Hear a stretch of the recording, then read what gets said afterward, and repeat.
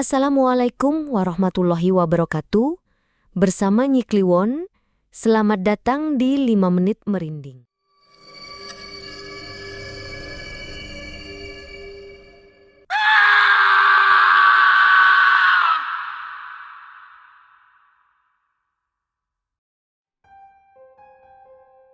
Jakarta, pukul 3.12 pagi. Suara gamelan mengalun pelan di tengah gedung kosong yang sudah disegel sejak seminggu lalu. Padahal listrik tak mengalir ke sana. Tak ada seorang pun yang diizinkan masuk. Dan menurut dokumen resmi, lantai 3 tidak pernah ada. Tapi malam itu, seseorang melihat cahaya dari jendela kaca yang buram. Kilatan merah oranye, seperti nyala lilin. Bayangan orang-orang berbaris melingkar. Dan di tengahnya, seseorang berdiri diam, seperti menunggu giliran untuk terbakar. Tak ada alarm, tak ada penjaga, hanya suara aneh yang menyerupai bisikan. Kami tak membunuh siapapun, kami hanya membuka jalan. Esoknya, petugas menemukan jejak langkah kaki berlumur jelaga menuju tangga darurat yang seharusnya tertutup selamanya. Dan di dinding bawah tanah, tertulis dengan arang, api adalah pintu, darah adalah kunci. Jakarta, Sabtu malam. Jam menunjukkan pukul 23.12 ketika musik EDM menghentak di jantung diskotik MAJ, sebuah klub malam elit di kawasan SCBD. Lampu-lampu strobo menari liar, menyinari dinding gelap yang memantulkan kilau emas dan ungu. Alkohol mengalir deras. Parfum mahal bercampur bau rokok dan keringat yang mewah. Di tengah keramaian itu, Laras Ayu Widyaningrum, 27 tahun, mengenakan blazer putih tipis di atas dress hitam sederhana. Bukan tipikal pengunjung diskotik. Ia meneguk jus jeruk sambil berdiri agak kikuk di samping rekan-rekan kerjanya dari PT Karya Dinamika, sebuah startup konsultan digital. Malam itu adalah ulang tahun direktur mereka, Pak Hermawan, yang menyewa area VIP MAJ secara penuh. Semua karyawan diundang, wajib datang, katanya. Jangan khawatir, ini profesional kok, kata atasan Laras saat ia ragu hadir. Cuma acara kumpul, ada slot ke lantai 3 buat yang VIP, kamu pasti dapet tuh. Dan benar, Laras menerima gelang hitam dengan chip kuning kecil, berbeda dengan rekan-rekannya yang hanya memakai gelang oranye. Itu artinya kamu bisa akses lantai 3, kata panitia event sambil tersenyum lebar. Privat, aman, eksklusif, cuma buat staf terpilih. Laras sempat ingin menolak, tapi rekan satu timnya menarik tangannya. Ayolah, kapan lagi kita ke atas? Si bos juga naik ke sana katanya, cuma bentar. Mereka naik lewat lift kaca khusus yang dijaga satpam berseragam. Anehnya, sebelum masuk lift, ponsel Laras diambur sementara oleh petugas dengan alasan protokol privasi tamu VIP. Lantai 3 gelap, bukan karena mati lampu, memang tidak ada lampu terang. Lorong menuju ruangan utama hanya diterangi cahaya lilin-lilin kecil di dinding, mengeluarkan aroma cendana dan kayu manis. Musik EDM dari lantai 2 tak terdengar lagi. Digantikan dengan suara gamelan lembut yang entah datang dari mana. Pelan, berulang, menyerupai suara gamelan yang diputar mundur. Kok kayak bukan tempat pesta ya? Bisik Laras ke temannya. Ruangan di depan mereka luas, langit-langitnya tinggi. Lantai kayu berkarpet merah. Di tengah ruangan ada lingkaran lilin dan beberapa orang, pria dan wanita, duduk bersila menghadap ke dalam lingkaran. Mereka mengenakan jubah longgar warna hitam, wajah mereka ditutupi topeng setengah wajah berwarna emas. Laras berhenti melangkah, seluruh bulu kuduknya berdiri. Sesuatu terasa sangat salah. Kita salah tempat, ini bukan VIP room, katanya panik. Tapi 2 petugas berdasi menutup pintu di belakang mereka. Silakan masuk, acara sudah dimulai, ucap pria itu datar. Rekannya menertawakan. Aduh, ini performance art kali, live show, canggih banget. Laras tak tertawa, jantungnya berdegup cepat. Ia mencium bau logam, seperti darah dan asap dupa. 23.37 WIB. Lampu di seluruh gedung tiba-tiba padam. Jeritan terdengar dari lantai 2. Musik berhenti. Seketika, suara gendang dan sinden menggema samar dari speaker tersembunyi. Asap putih pekat menyebar cepat dari ventilasi. Panas mulai terasa. Ada ledakan kecil dari arah dapur. Alarm kebakaran tidak berbunyi. Di lantai 3, seseorang berteriak, "Jangan keluar lingkaran, jangan lari!" Tapi Laras dan 2 temannya sudah berlari ke pintu. Pintu terkunci. Asap menyesakkan. Beberapa orang mulai jatuh tersungkur, kejang-kejang. "Tolong, ada orang! Lepasin gua gak ikut-ikutan!" Seseorang membacakan doa keras dalam bahasa Jawa kuno. Di tengah lingkaran, suaranya berat, serak, bergema tak berwajar. "Sawan dumatang ingsun, geni murni, sedulur papat 5 pancer." Laras sudah di dekat pintu darurat. Tangannya memutar kenop. Terkunci. Besi itu panas seperti disolder. Ia batuk hebat. Matanya pedih. Dalam pandangannya yang kabur, ia melihat bayangan seorang wanita tinggi berambut panjang berdiri di tengah kobaran api. Wajahnya tidak terlihat.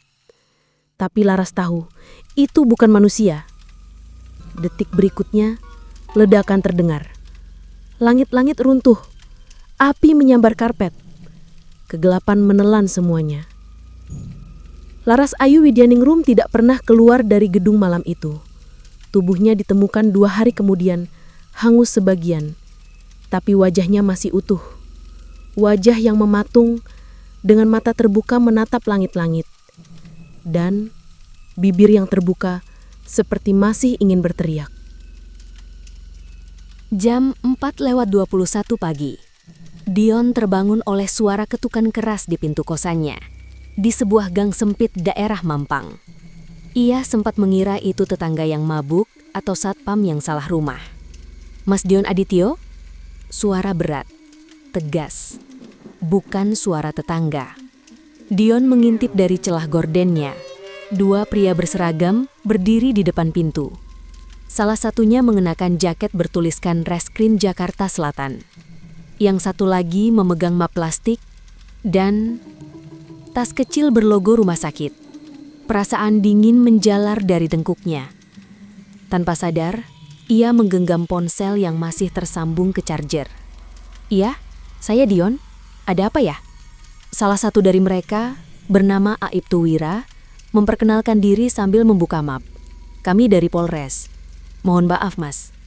Kami butuh bantuannya untuk identifikasi jenazah korban kebakaran di M. Majestic." Dion terdiam. Kata M. Majestic menancap seperti duri. Ia refleks menatap layar ponselnya. Tak ada pesan baru. Tapi hatinya langsung paham.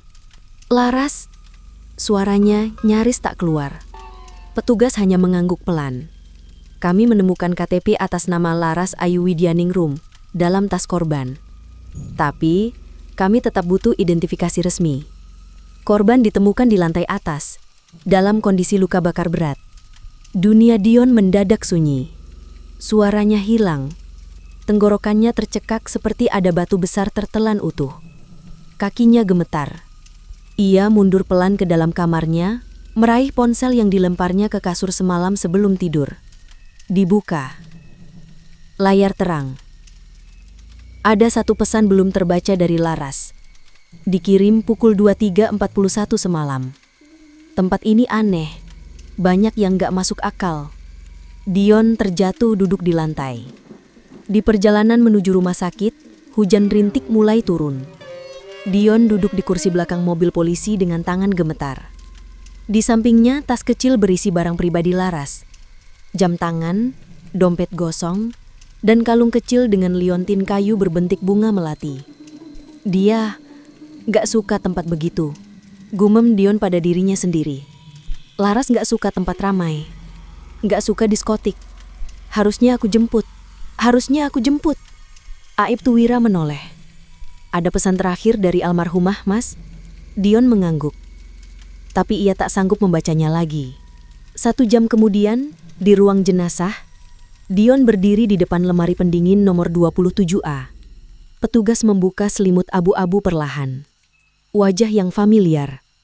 Meskipun sebagian gosong dan terkelupas, matanya tertutup, bibirnya sedikit terbuka, seolah ingin bicara.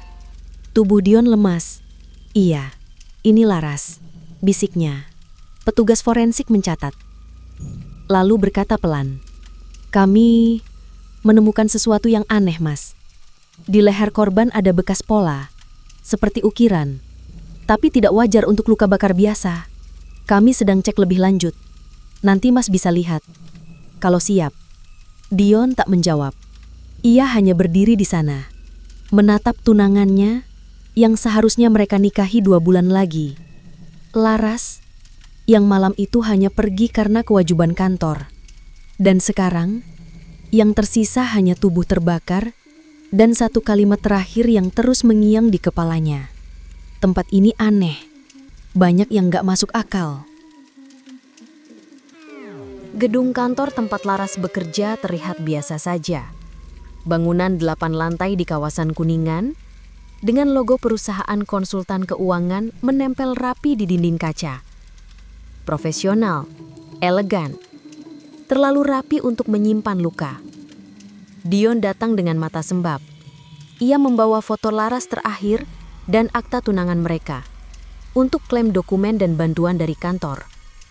Tapi sebetulnya tujuannya satu, mencari tahu kenapa Laras ada di sana dan kenapa harus di lantai 3. Di meja resepsionis, seorang wanita muda menyambut dengan senyum basa-basi. "Mas Dion ya? Sudah dijadwalkan ketemu Ibu Nirmala dari HR jam 11. Ruangan HRD sejuk, wangi parfum lavender, tak cocok dengan suasana duka. "Kami semua turut berbelasungkawa, Mas Dion," ujar Ibu Nirmala, wanita usia 40-an, berkacamata, dengan suara formal. "Kami benar-benar kehilangan staf terbaik kami. Laras dikenal rajin, cerdas dan sopan." Dion hanya mengangguk. Ia ingin langsung ke inti.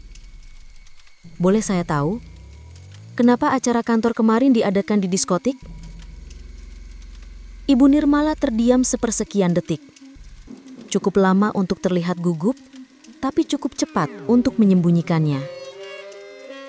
"Oh, itu sebenarnya bukan acara resmi perusahaan. Hanya semacam peringatan ulang tahun Pak Arman, salah satu partner senior. Diadakan oleh tim-tim divisi investasi. Sifatnya informal. Tapi katanya semua staf diwajibkan datang." "Tidak diwajibkan ya, lebih ke imbauan." Dion menatap tajam. "Dan kenapa di lantai 3? Ibu Nirmala langsung menggeleng.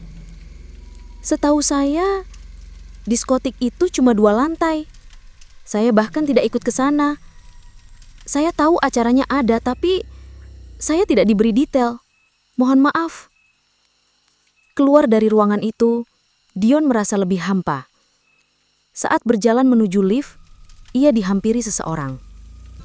Lelaki berkemeja lusuh, jelas bukan petinggi kantor. Umurnya sekitar 30-an dengan bekas luka lama di pelipisnya. "Mas Dion ya?" bisiknya sambil melirik sekitar. "Saya Tony, satu divisi sama Laras." "Saya ikut berduka." Dion mengangguk. Tony mendekat. Lebih dekat dari yang seharusnya. "Saya dengar Mas nanya soal lantai 3. "Iya." Tony menelan ludah. "Itu ruangan khusus. Dulu namanya VIP Ritual Lounge. Bukan buat kita. Itu buat tamu-tamu. Dan beberapa orang kantor yang aneh-aneh." "Aneh gimana?" Tony terlihat ragu. Lalu membuka ponselnya. Ia memperlihatkan foto dari jauh, diambil sembunyi-sembunyi, menampilkan cahaya lilin membentuk lingkaran, dan seseorang memakai jubah hitam berdiri di tengah seperti sedang memimpin semacam pertemuan gelap. "Saya pernah disuruh naik ke situ, diminta nganter dokumen, tapi saya lihat aneh, jadi saya kabur. Sejak itu saya dimutasi ke bagian laporan, biar nggak deket siapa-siapa." Dion merasa jantungnya berdetak lebih cepat. Kenapa nggak dilaporin? Tony senyum miring. Lapor ke siapa, Mas? Banyak yang ikut. Bahkan partner senior. Dion tercekat. Laras? Ikut juga? Enggak. Laras polos. Tapi dia mulai tanya-tanya, nulis catatan. Sejak itu dia dipanggil ke HR 2 kali. Saya kira dia bakal dikeluarin. Dion mengepal tangannya. Laras sedang mencari kebenaran. Dan mungkin itu sebabnya ia diundang ke lantai 3 malam itu. Dion berdiri lama di depan kamar jenazah Rumah Sakit Cempaka.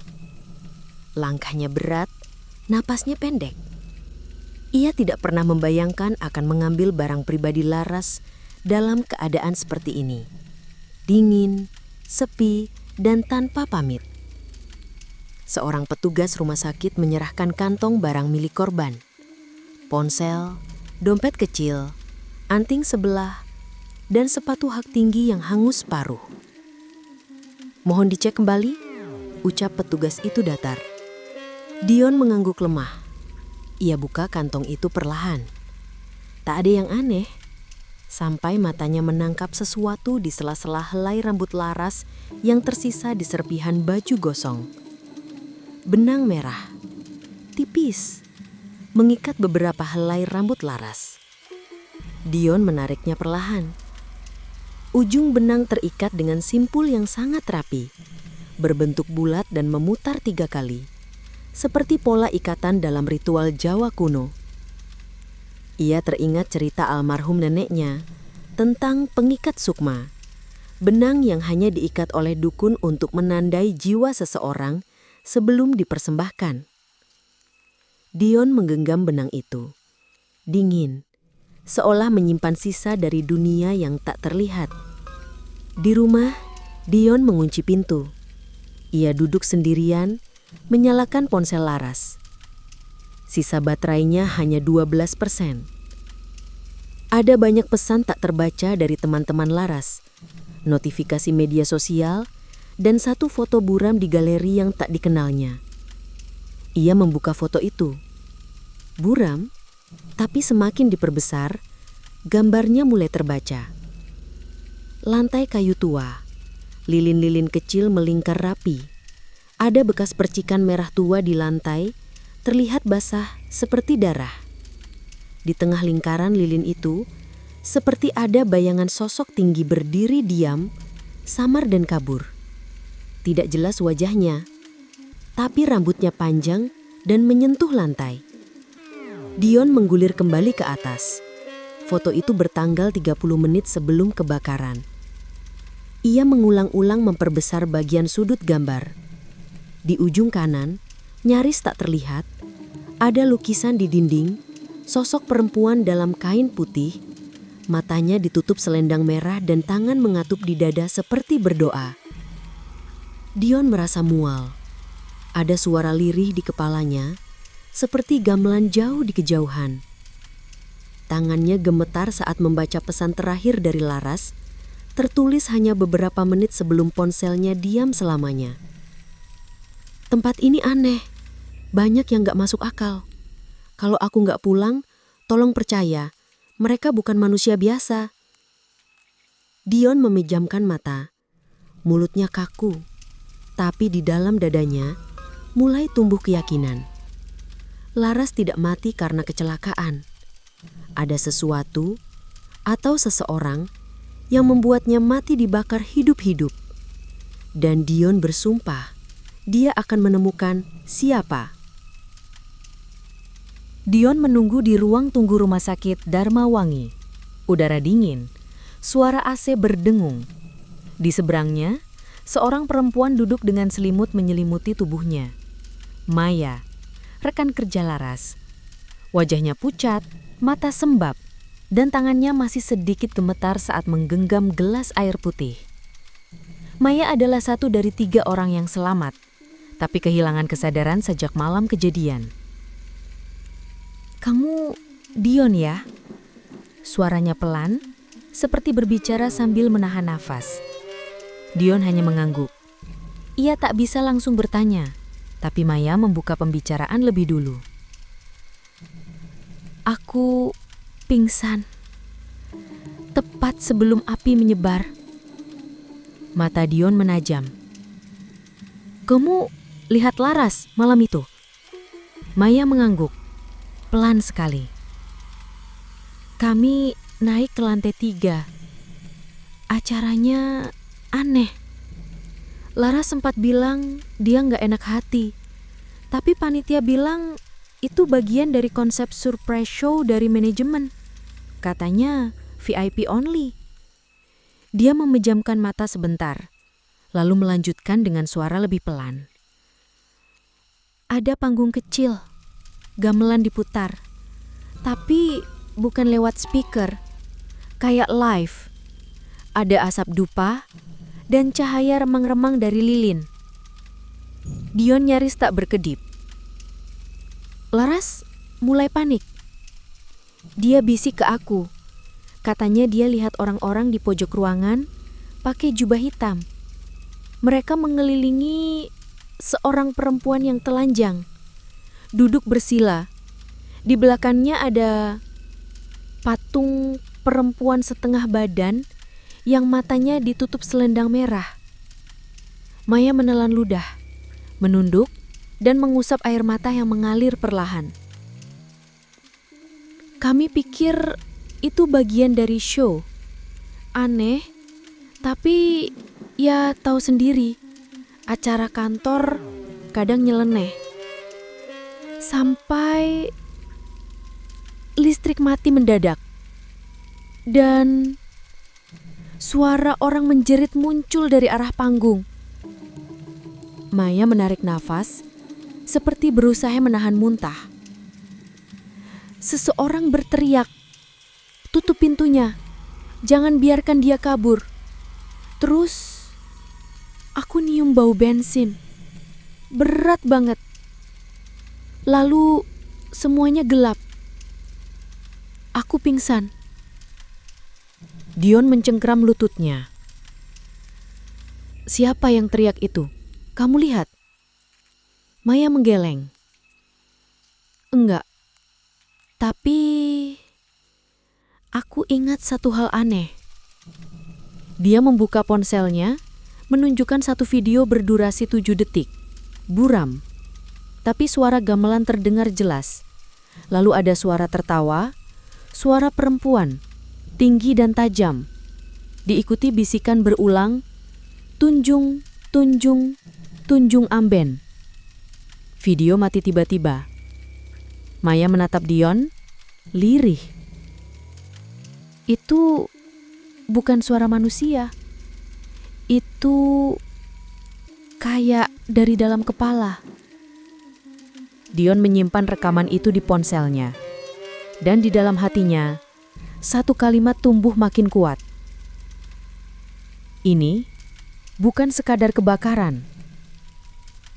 Ini pemanggilan sesuatu. Gedung Majestic sudah dipasangi garis polisi. Catnya masih beraroma hangus, bau plastik terbakar masih menusuk meski api sudah padam beberapa hari lalu.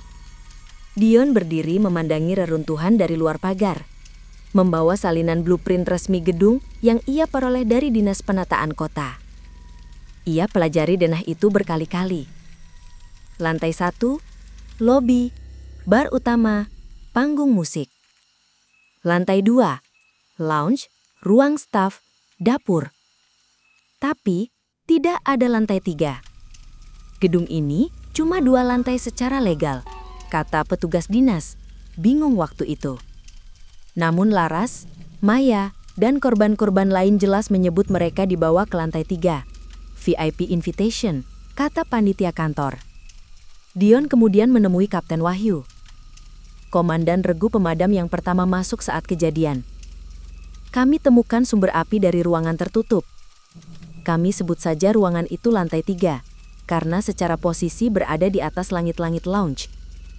Dion mengerenyit. Jadi itu bukan lantai, tapi semacam ruangan tersembunyi. Kapten Wahyu mengangguk.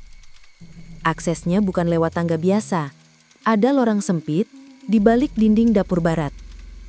Kami temukan pintu besi tertutup rapi pakai panel dinding, harus didobrak.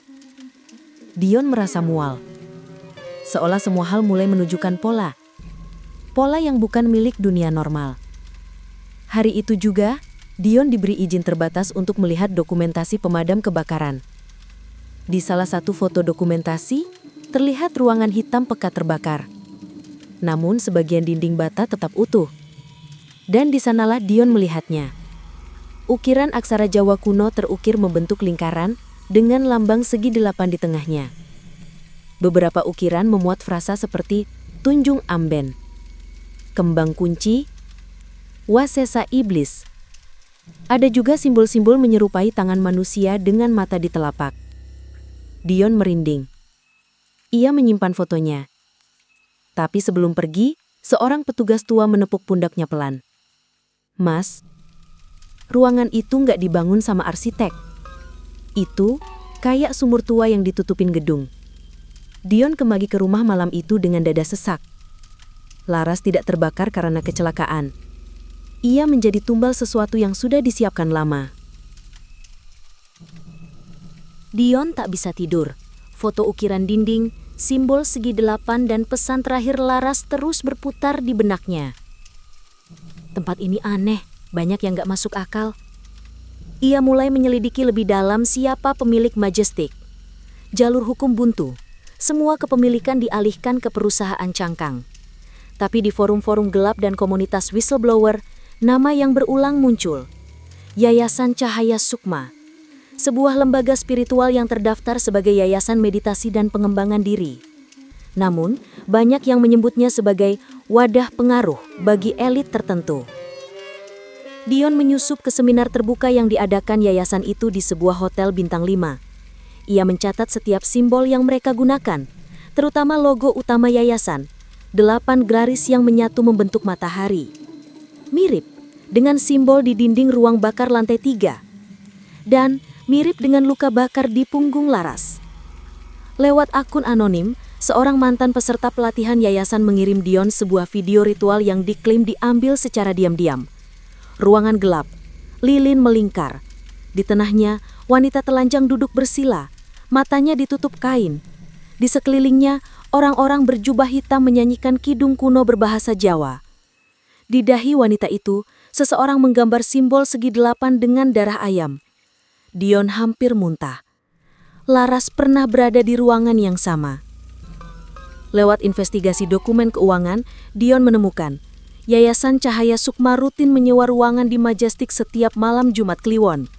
Tapi bukan lewat sistem reservasi biasa, melainkan lewat nota internal atas nama pribadi seorang staf DPR. Dan nama itu adalah nama yang sama dengan undangan VIP kantor Laras. Bukan ulang tahun bos, tapi malam ritual. Dion tahu, ini bukan lagi tentang mencari keadilan. Ini tentang membongkar sebuah sistem yang mengorbankan manusia sebagai alat kekuasaan. Dan ia mulai dicari oleh mereka yang tak ingin kebenaran itu keluar. Dion duduk di ruang tamu rumah kos Laras.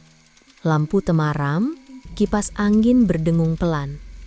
Di hadapannya, terbuka sebuah buku tua yang ia temukan dari forum kolektor teks esoterik. Wasesa Jati, Tata Laku Kauruh Lelaku. Salah satu babnya berbunyi, Sajen sejati dudu mawon kembang landupo, nanging nyowo kang dibekto saka jagat kasar, kanggo resiki dalan tumuju jagat luhur. Sajen sejati bukan sekadar bunga dan dupa, melainkan nyawa yang dibawa dari dunia kasar untuk membersihkan jalan menuju alam luhur. Dion mencocokkan isi teks itu dengan potongan informasi yang ia kumpulkan. Video ritual, simbol segi 8, ukiran di dinding ruang tersembunyi, dan kebakaran yang selalu menjadi penutup. Lewat bantuan kenalan di jurnalistik investigatif, Dion mendapat bocoran rekaman audio dari sumber pemadam. Kayak disengaja, suara salah satu tim terdengar. Api nyembarnya dari lingkaran lilin yang udah dipasang rapat. Kayak pola Malam itu, Dion menyusun semua potongan. Ritual kejawen modifikasi, berbalut modernitas, digunakan sekte Cahaya Sukma untuk menyalurkan energi dari tumbal kepada anggota elitnya. Tumbalnya bukan sembarangan, harus dalam kondisi suci secara spiritual, tidak tahu, tidak bersalah, dan hadir secara sengaja, tapi tidak tahu menau. Itulah sebabnya acara kantor digunakan, undangan palsu disebar. Laras termasuk di antaranya. Api digunakan sebagai penutup, membakar ruangan, menghapus bukti, dan secara spiritual mengembalikan energi korban ke alam. Dion membaca ulang satu catatan lain dari teks kuno itu. Sepisan ing urip, padusan getih kudu ditutup geni. Ananging, seng keno, dudu panjaluk, nanging panalukan. Sekali dalam hidup, mandi darah harus ditutup api. Tapi yang dipilih bukan yang meminta, melainkan yang ditaklukkan. Laras tidak pernah tahu ia sedang ditaklukkan. Ia hanya hadir di waktu yang salah, di tempat yang salah. Dan sekarang Dion tahu, Laras bukan satu-satunya. Sudah ada puluhan, mungkin ratusan. Dan ritual belum berhenti. Karena tiap Jumat Kliwon, mereka masih mencari. Foto itu tersebar di media sosial Laras, diunggah 2 tahun lalu. Sebuah acara gala dinner, Laras berdiri canggung, tersenyum tipis.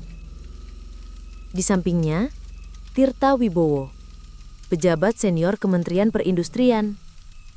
Punya rekam jejak bersih, dikenal dekat dengan komunitas spiritual. Dion melihatnya dari layar laptop. Tangannya gemetar. "Kenapa kamu gak pernah cerita, Ras?" Gumamnya lirih. Beberapa hari lalu, Dion menemukan sesuatu lain. Laras pernah mengadu ke HRD soal perlakuan tidak pantas dari atasan tamu saat acara rapat gabungan antar perusahaan. Isi emailnya masih tersimpan di folder send. "Saya merasa tidak nyaman saat Bapak TW mengajak saya minum berdua. Saya menolak dengan sopan. Tapi sejak itu, saya merasa dihindari di kantor. Mohon perlindungan dari pihak HR." Tidak ada balasan. Bahkan laporan itu tidak pernah dicatat secara resmi. Dion tahu, karena ia cek langsung ke sistem internal kantor. Skema lebih dalam mulai terkuak. Laras bukan dipilih secara acak. Ia dijadikan target karena 1. Menolak pejabat berpengaruh. 2. Berani melapor. 3. Menjadi ancaman kecil bagi sistem besar. Dion melacak nama-nama yang terhubung dengan Yayasan Cahaya Sukma. Beberapa donatur tetap berasal dari kalangan politisi, pengusaha hiburan malam, dan lembaga spiritual legal. Yang mencurigakan, beberapa di antaranya punya afiliasi dengan klub-klub malam eksklusif di Jakarta.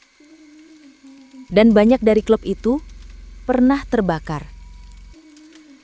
Beberapa hanya kebakaran kecil, tapi pola kejadiannya serupa. Dion menyadari satu hal yang membuat darahnya dingin. Kebakaran bukan sekedar ritual puncak, tapi juga bentuk penghapusan jejak dan balas dendam terhadap mereka yang berani berkata tidak. Laras adalah salah satu dari sedikit yang menolak. Dan sistem itu tidak suka ditolak. Di akhir malam, Dion menerima pesan anonim. "Kamu menggali terlalu dalam. Hati-hati. Kadang, keadilan itu cuma ada di kepala orang mati." Malam itu, Dion terbangun oleh suara kaca pecah. Pintu rumahnya terbuka. Tak ada yang hilang, tapi lemari kerja acak-acakan dan laptopnya rusak. Layarnya retak, Harddisk hangus terbakar. Flash disk tempat ia simpan file investigasi hilang. Paginya, ada pesan tertera di kaca mobilnya. "Berhenti, atau kamu akan menyusul." Dion tak mengadu ke polisi. Ia tahu beberapa dari mereka mungkin ikut terlibat. Meski diteror, Dion tak berhenti. Dari sebuah forum spiritual di internet, ia bertemu seseorang bernama Seno, mantan anggota Cahaya Sukma yang kini tinggal di pinggiran Depok dalam perlindungan seorang ustadz. Seno adalah orang pertama yang memberi jawaban tanpa basa-basi. Ritual di M Majestic itu belum selesai. Api itu cuma awal. Seno mengaku ikut menyusun prosesi, menyiapkan simbol-simbol, mengurung para tumbal. Tapi saat melihat seorang wanita menangis dan dibungkus kain putih, ia kabur. "Itu bukan meditasi, itu penyembelihan," katanya lirih. Dion menunjukkan foto Laras. Seno menunduk. Dia salah satu dari 4 yang terpilih, tapi cuma 1 yang belum sempat dikorbankan. Seno menjelaskan, ritual api hanya berlangsung saat bulan mati, malam tanpa cahaya rembulan. Dalam kalender Jawa dan primbon mereka, bulan mati berikutnya tinggal 3 hari lagi. Sekte itu butuh 4 darah wanita, dan mereka baru dapat 3. Dion sadar, masih ada korban berikutnya yang sedang dicari. Seno memberikan catatan tua bertuliskan tangan. Simbol segi 8, kata Seno, adalah pintu lapis 8, menuju entitas kuno yang mereka sembah. Darah wanita dalam ritual dibakar agar menjadi pengantar jiwa untuk energi mereka. Dion bersumpah dalam hati, "Aku akan hentikan ini sebelum ada Laras lain yang dikorbankan." 3 malam menjelang bulan mati, Dion sudah menyiapkan semuanya. Peta lokasi dari catatan Seno, senter kecil, dan surat terakhir dari Laras yang pernah ia cetak ulang. Tulisan tangan Laras di balik struk. "Tempat ini aneh. Kalian gak akan ngerti." Tempat itu berada di area hutan kecil di pinggir Jakarta. Tanah yang diklaim milik sebuah yayasan sosial. Di atasnya berdiri bangunan batu tua yang seolah tak pernah tercatat di peta. Dindingnya penuh ukiran kuno, jendela diselubungi kain hitam, dan di dalamnya bau darah dan dupa menyatu. Di ruangan utama, Dion melihat altar segi 8. Lilin-lilin menyala, patung kayu wanita bertangan 8, dan topeng emas menggantung di langit-langit. Foto-foto korban menempel di dinding. Termasuk wajah Laras, dilingkari benang merah. Tanpa pikir panjang, Dion menyiram altar dengan bensin dari botol kecil yang ia bawa. Lalu, ia menyalakan api. Sebelum pergi, ia tempelkan secari kertas bertuliskan tangan Laras. "Kalian tidak akan menang." Tapi sebelum ia mencapai pintu, 2 pria bertopeng menerjangnya. Ia dipukul, diinjak, diseret ke ruang belakang. Dia tahu terlalu banyak. Sudah waktunya ia jadi tumbal berikutnya. Tapi seseorang berteriak dari luar. Ada yang melihat api. Dalam kekacauan, Dion sempat melepaskan diri dan berlari keluar. Berdarah, lemas, dan nyaris tak sadarkan diri. Ia diselamatkan oleh penggembala kambing yang sedang lewat. Polisi datang setelahnya. Tapi gedung itu sudah hancur setengah. Saat diperiksa, ruangan altar telah bersih. Tak ada topeng, tak ada foto, tak ada patung. Hanya puing-puing batu hitam dan bekas darah yang tersapu. Dion dirawat di rumah sakit. Kondisinya kritis, tapi ia hidup. Di kantong celananya, petugas menemukan sisa kertas hangus. "Kalian tidak akan menang." Tapi seminggu setelahnya, beredar video pendek di forum gelap. Gambar samar, wanita muda dalam kain putih, mata tertutup, dan simbol segi 8 menyala merah. Captionnya, "Tumbal keempat telah dipilih." Butuh waktu berbulan-bulan bagi Dion untuk pulih, secara fisik dan mental. Tapi luka paling dalam bukan yang tampak di tubuh, melainkan suara Laras yang terus bergema dalam pikirannya. Tempat ini aneh, banyak yang nggak masuk akal. Di tengah keterasingan, Dion menulis. Bukan sekedar curhat, tapi buku investigasi. Panjang, penuh nama-nama, simbol, denah, bukti, dan narasi dari saksi yang berhasil ia temui. Ia tidak menyebut satu pun nama terang. Tidak MAJ, tidak nama yayasan, tidak pula pejabat. Tapi siapapun yang pernah ke sana, tahu. Gedung tinggi di Jakarta, hanya lantai 1 dan 2. Tapi kadang, orang bisa diundang ke lantai yang tak pernah ada di Dena. Buku itu tak ada penerbit yang mau sentuh. Beberapa penerbit besar justru menghilang begitu Dion mengirim naskahnya. Namun naskah itu menyebar secara diam-diam, melalui forum gelap, cetakan fotokopian, dan flash disk dari tangan ke tangan. Diberi judul, Lantai Tak Tercatat, sebuah kesaksian dari dalam api. Bagi sebagian orang, itu hanya cerita konspirasi. Tapi bagi mereka yang pernah tahu, yang pernah melihat perempuan menari dengan tubuh dilumuri darah, atau mendengar gamelan yang tak ada sumbernya, buku itu membakar ingatan lama yang seharusnya dilupakan. Dan di pojok terakhir halaman bukunya, Dion menulis, "Api mereka telah membakar hidupku, tapi aku balas dengan apiku sendiri. Dan aku tahu, ini belum akhir." Ancol kembali ramai. Di tepi laut yang dulu sepi dan lengang, bangunan mewah berdiri. Lounge NOX, klub malam baru yang disebut-sebut milik investor asing. Mereka mengklaim tempat itu dibangun dari nol, menggantikan tanah kosong milik yayasan spiritual yang sudah lama bubar. Tak ada lagi kaitan dengan masa lalu, kata mereka. Malam pembukaan penuh pesta, lampu sorot menari, musik elektronik bergemuruh, dan tamu-tamu penting berdatangan dalam jas mahal dan gaun berkilau. Semua terlihat sempurna, hingga pukul 1.17 dini hari. Seorang tamu perempuan dari luar kota, namanya Amara, naik ke lantai atas untuk mencari toilet. Lantai itu lebih sepi, dengan cahaya lampu lebih redup dan aroma dupa samar. Ia berjalan menuju lorong, dan berhenti saat melihat seorang wanita berdiri di ujung ruangan, nyaris tak terlihat. Wanita itu mengenakan blazer putih dan rok hitam kantor. Rambut panjang terurai, sebagian hangus terbakar. Tapi wajahnya tenang, sangat tenang. Ia tersenyum pada Amara.